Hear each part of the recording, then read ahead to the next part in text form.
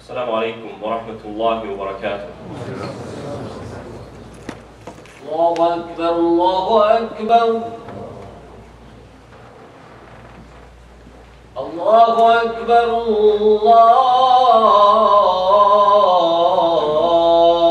الله أكبر.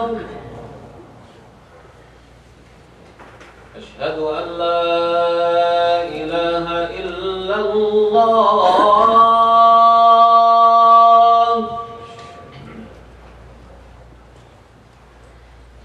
أشهد أن لا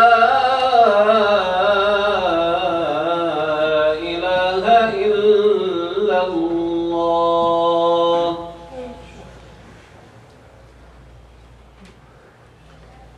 أشهد أن محمدًا رسول الله.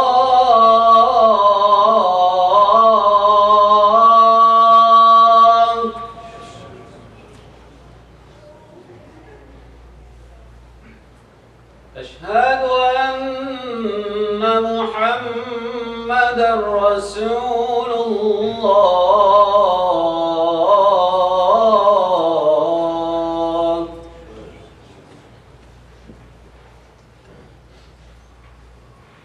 حي على الصلاة.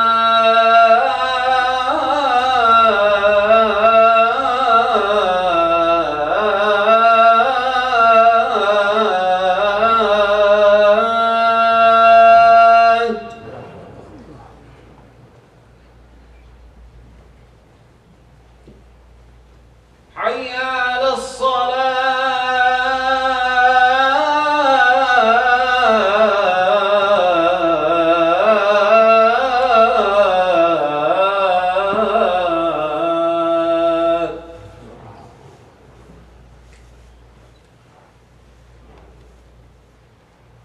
حي على الفلاح.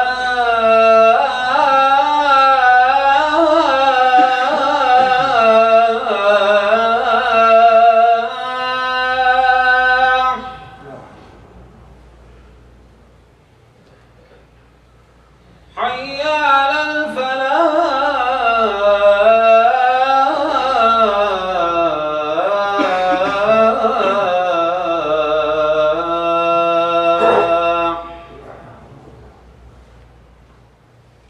الله أكبر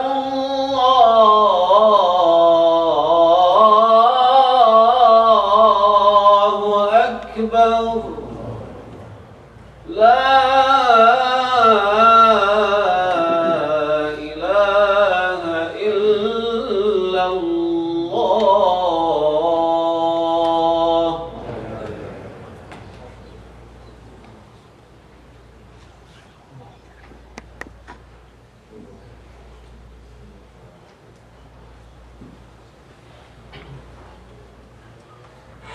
Can I have my brothers and sisters please just move forward? إن الحمد لله نحمده تعالى ونستغفره ونستهديه ونعوذ بالله من شرور أنفسنا ومن سيئات أعمالنا. من يهده الله فلا مضل له ومن يضلل فلا هادي له. وأشهد أن لا إله إلا الله وحده لا شريك له وأشهد أن محمدًا عبد الله ورسوله أرسله بالهدى ودين الحق ليظهره على الدين كله وكفى بالله شهيدا فصلوات الله وسلامه عليه. We begin by praising Allah subhanahu wa ta'ala, the one and only, the one who created us and therefore we worship Him, the one who is worthy of worship because He is Ar-Rahman Ar-Rahim, the most merciful, the benevolent, because He is Al-Qawi, Al-Aziz, the one who is almighty and the one who is nothing can overpower Him. We ask Allah subhanahu wa ta'ala to guide us and to grant us guidance in all of our affairs. We ask Allah subhanahu wa ta'ala to grant us strength in Iman and strength in health. We ask Allah subhanahu wa ta'ala to protect us from the evil consequences of our actions. And we ask Allah subhanahu wa ta'ala to send His praise and blessings to His last and final messenger Muhammad sallallahu alayhi wa sallam, and to His companions and to all those who follow them until the day of judgment. يا أيها الناس اتقوا ربكم الذي خلقكم من نفس واحدة وخلق منها زوجها وبث منهما رجالا كثيرا ونساء واتقوا الله الذي تساءلون به والأرحام إن الله كان عليكم رقيبا يا أيها الذين آمنوا اتقوا الله وقولوا قولا سديدا يصلح لكم أعمالكم ويغفر لكم ذنوبكم ومن يطع الله ورسوله فقد فاز فوزا عظيما. And we advise one another to have taqwa of Allah subhanahu wa ta'ala. And this is, as according to many scholars, giving or advising to have taqwa is a condition of a valid khutbah. And that's why it's always said on the minbar and the pulpit every Friday. And this concept of taqwa is quite a profound one. And we use it, but we use it very loosely. What I mean is that we use it without truly understanding the depths, the beauty of the meaning. And the companions described that one day the Prophet ﷺ was giving them a maw'idah, an emotional reminder, telling them. And normally the Prophet ﷺ's emotional reminders revolve around tawheed, monotheism, worshipping Allah subhanahu wa ta'ala, and remembering the Day of Judgment and the next life. And it was such a beautiful reminder that the companions started crying. They said our eyes filled with tears, and our cheeks became wet from our tears. But the way the Prophet ﷺ was addressing them was the way as someone who's saying goodbye addresses those who they bid farewell. So they asked the Prophet ﷺ to tell them, Ya Rasulullah, it's as if you're saying goodbye to us. So give us advice. Look at their sincerity. Look at how they value the Prophet ﷺ. It wasn't just symbolic, oh, I was in the gathering of the Prophet ﷺ, and that's it. No, they asked, Ya Rasulullah, give us advice. If you're leaving, just give us something. Remind us even more. So the first thing the Prophet ﷺ said, أُوصِيكُمْ بِتَقْوَى اللَّهِ. I advise you to have taqwa of Allah subhanahu wa ta'ala. But what does this mean? Why is it so easy to say? Why does the Prophet ﷺ always say it? The Quran always says it. Ittaqullah. Ittaqullah. Unfortunately, the way we use it today, ittaqullah means fear Allah. You're going to go to hellfire. It's far beyond that. Ubay ibn Ka'b tells Umar radiallahu anhu about taqwa.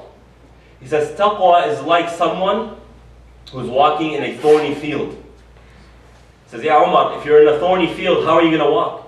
He said, I'd lift my thobe, lift my gown, and make sure I take proper steps. I'll make sure before I step on the floor, I'm stepping on ground and not on thorns. He said that is taqwa of Allah. Taqwa of Allah means that before you act, before you say, before you do, you think about what you're going to say, what you're going to do, what you're going to act upon. And you think about the consequences of those actions, because we know that every action has a consequence. And we know that those who do good, then the result is good. هَلْ جَزَاءُ الْإِحْسَانِ إِلَّا الْإِحْسَانِ is not the reward of good except good. But we also know that those who do bad, then there is a consequence to that, and that consequence is undesirable, unfortunate. So think about every step that you take before you even take it.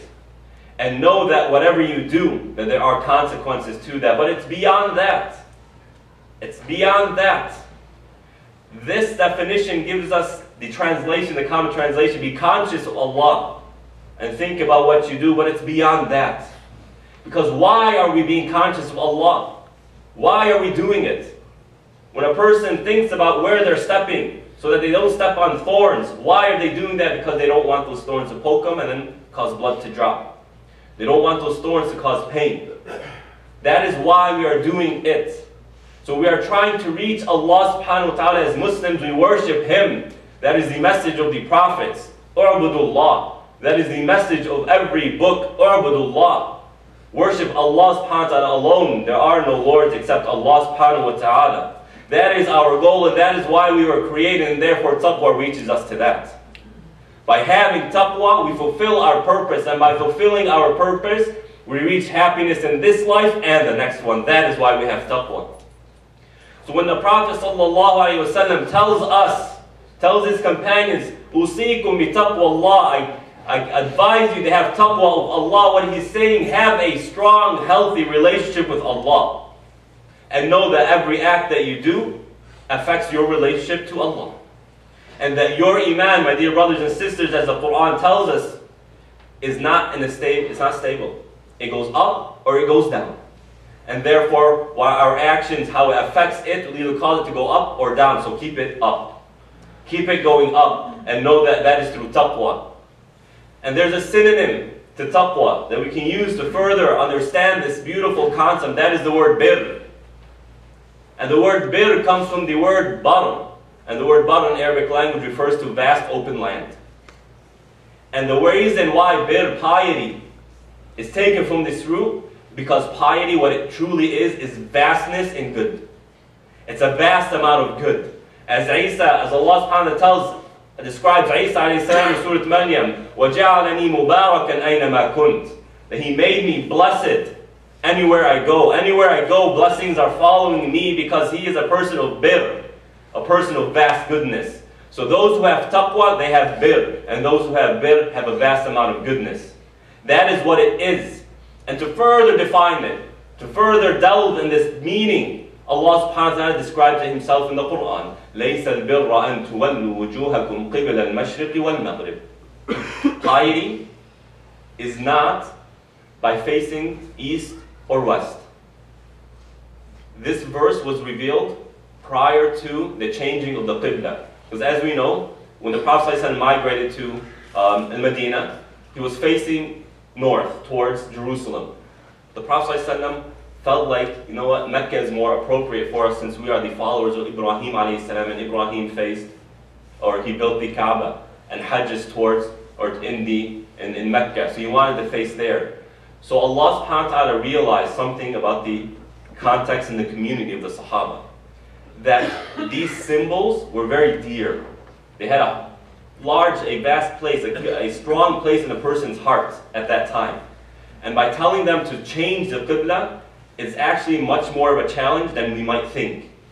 Because there were consequences socially and politically that come by changing the Qibla. Because when they were facing north towards Jerusalem, they were facing the Qibla of the Jews and the Christians, or the holy site of the Jews and Christians. And by going back to Mecca, now their Qibla is the Qibla of the pagans. So there's a lot of politics and a lot of social aspects here. But Allah wants to teach us an important lesson. That facing the Qibla isn't where piety comes from. Your piety should not be based on symbols, on positions. We face this way or we face that way. I wear this clothing, you wear that clothing. It's not based on symbols, but rather, at-taqwa man amana billah. Piety is man amana billah, who believes in Allah. So true piety comes not from facing east or west, it comes from obeying Allah subhanahu wa ta'ala. That's true piety.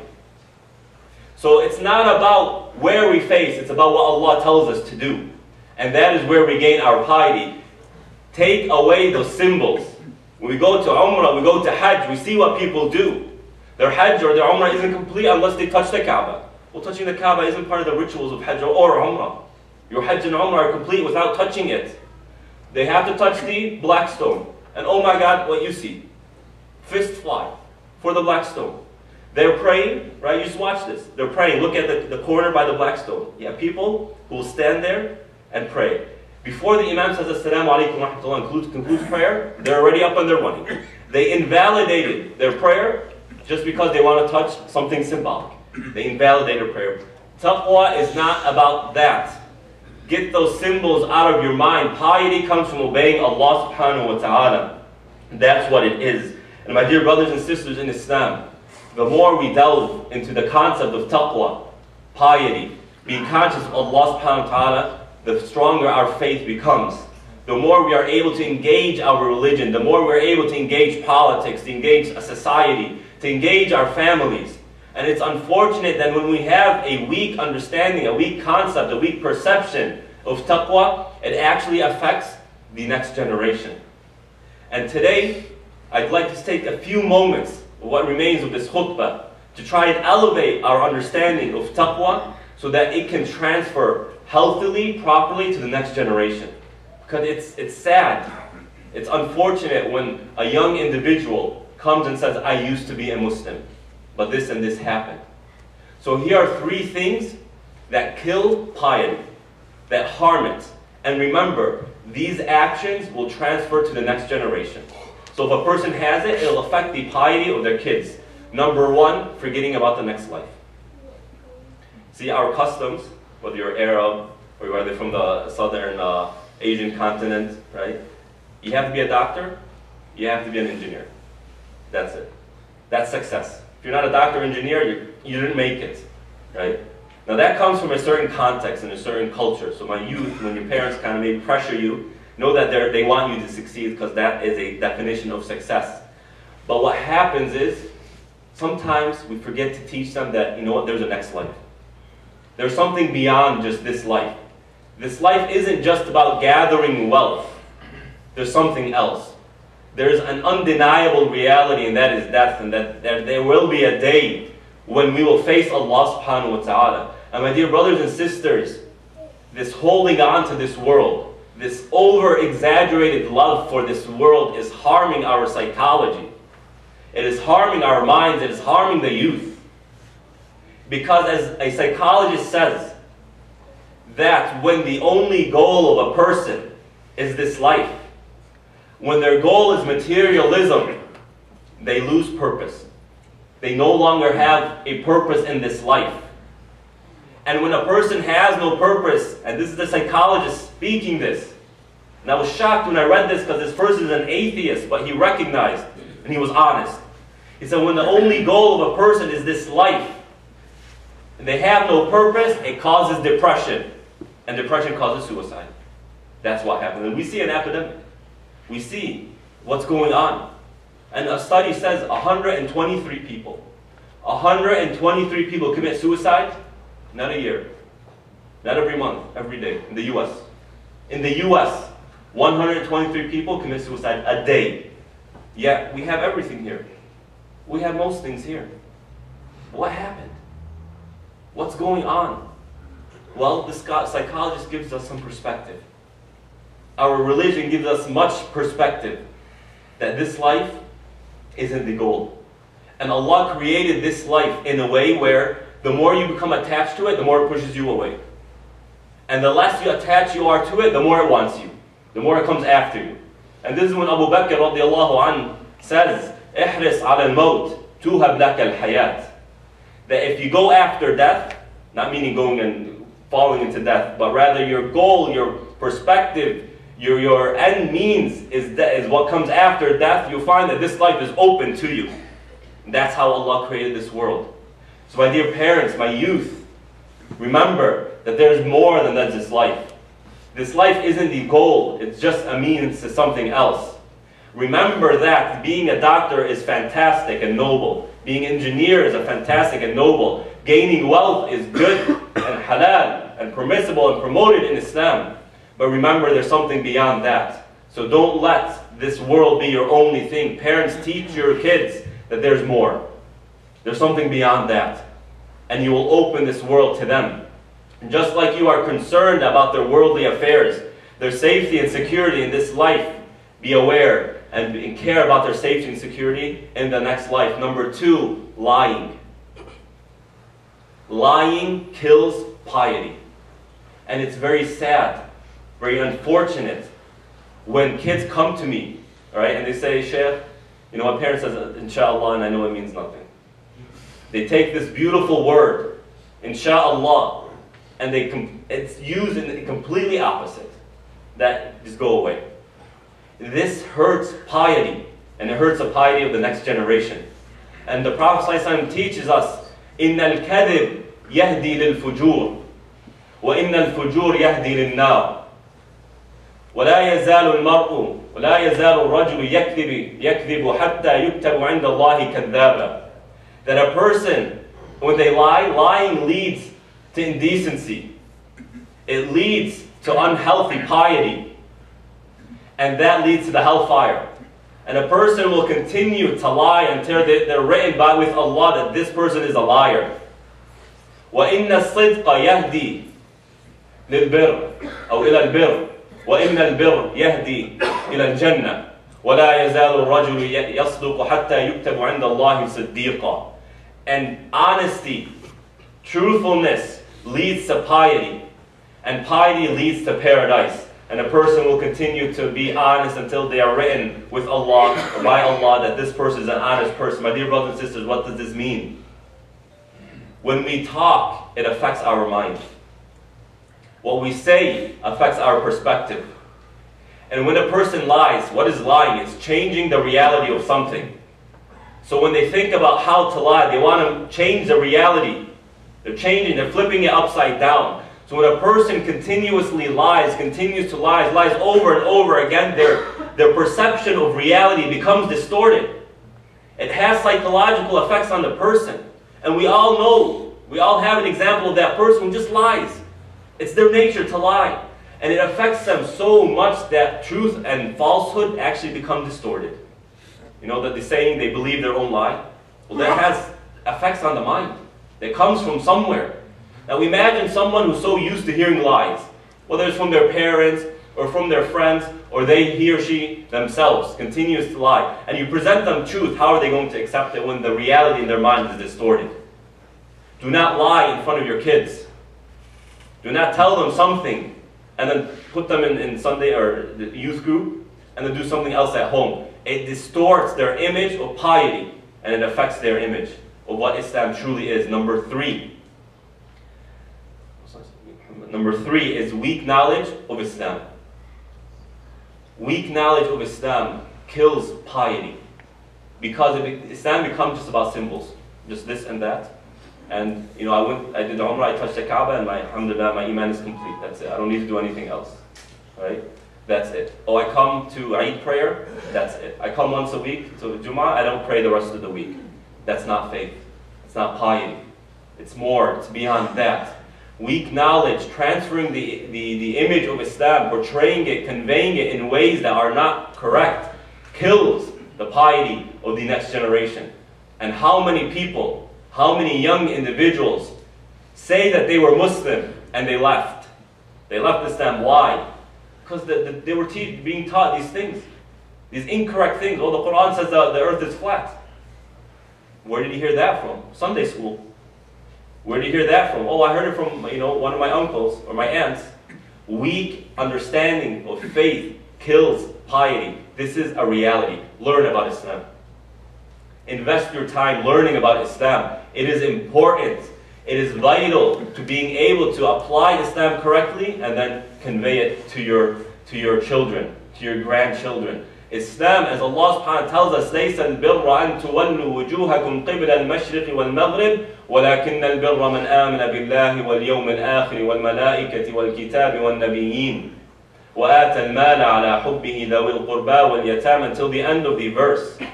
These are piety. This is piety. Actions. There are worships. There are acts of worship that we do. 5 daily prayers, fasting Ramadan, giving zakah, doing hajj. This is piety. This is piety. Anything beyond that is secondary to these things. So enhance your understanding of prayer. If you don't pray 5 times a day, pray 5 times a day. If you pray 5 times a day, work on your khushu'ah. Come to the masjid a little bit more often. You fast Ramadan. That is piety. It's that simple. You give zakat. It's that simple. There's no need to overcomplicate it. So my dear brothers and sisters, 3 things that kill piety, that kill faith. Number one is forgetting about the next life. Number 2 is lying. And number 3 is weak understanding of the faith. أقول قولي هذا وأستغفر الله لي ولكم.